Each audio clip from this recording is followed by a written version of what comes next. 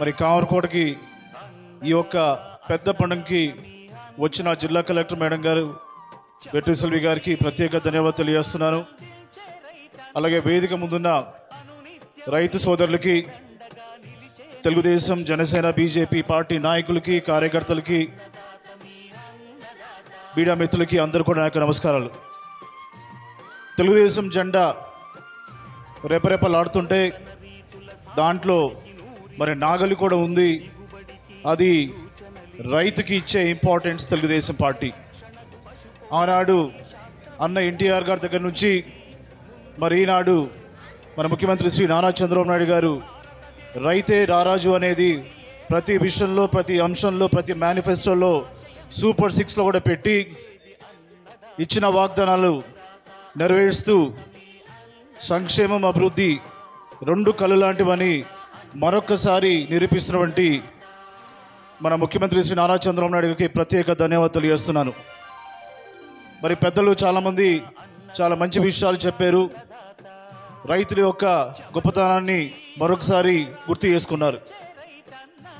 ఈరోజు ఈ యొక్క అన్నదాత సుఖీభవ రైట్ టైంలో మరి ప్రభుత్వం వేయడం జరిగింది. ఎందుకంటే ఇది పెట్టుబడి పెట్టే సమయం కాబట్టి రైతులకి ఇబ్బంది లేకుండా చేయూతనివ్వాలని చెప్పి మరి డబ్బులు వారి అకౌంట్స్లోకి పడడం జరుగుతూ ఉంది.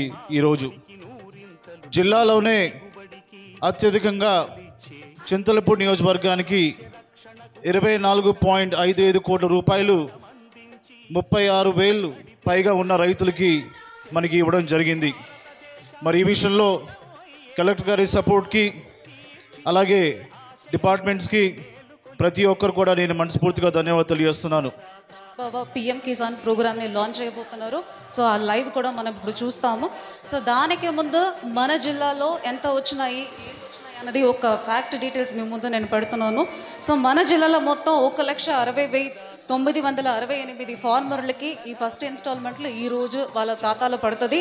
ఆల్మోస్ట్ 107,8 లక్షల రూపాయలు ఒక బ్యాంక్ అకౌంట్లో డైరెక్ట్ ట్రాన్స్ఫర్ కింద అన్నదాత సుఖీభవలో ఇప్పుడు మీ అందరికీ వస్తుంది.